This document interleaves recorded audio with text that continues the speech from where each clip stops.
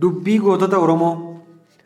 Dubbiin gootota Oromoo kun akka Oromiyaa keessatti dubbatamee fi iddoo adda addaatti hiika adda addaa qabaatullee namoonni kun waan Oromiyaa keessatti yeroo qabsoo adda addaa fi yeroo gocha adda addaa kan dubbatan jedhee waan hin amanuuf kitaabota adda addaa fi sooshaal miidiyaa adda addaa irraa waan fudhaaneef isinillee akka sammuutti qabattanii fi gootonni kunniin Oromiyaa keessaa madduu isaanii akka hubattaniin barbaada.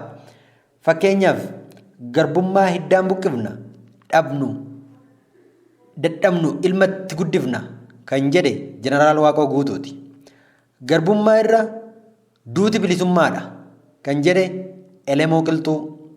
Ofumaa dhamaatu malee ana rasaasni na hin danda'u kan jedhe Agarii Tulluu. Boolla yookiin goda tokko keessatti si'a lama hin ciniinamin kan jedhe Jaarraa Abbaa Gadaa. Duuti koo du'a gootaati. Dhiigni koos dhiiga tasa dhangala'e miti. Dhiiga saba kiyyaaf bilisoomsuuf lola'eedha. Maammoo Mazammar.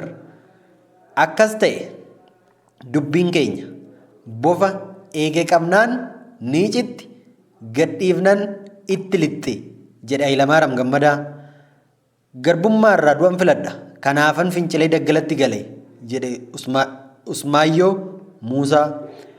Kan keessa beekuuf lolli tapha jecha Abbishee Garbaa.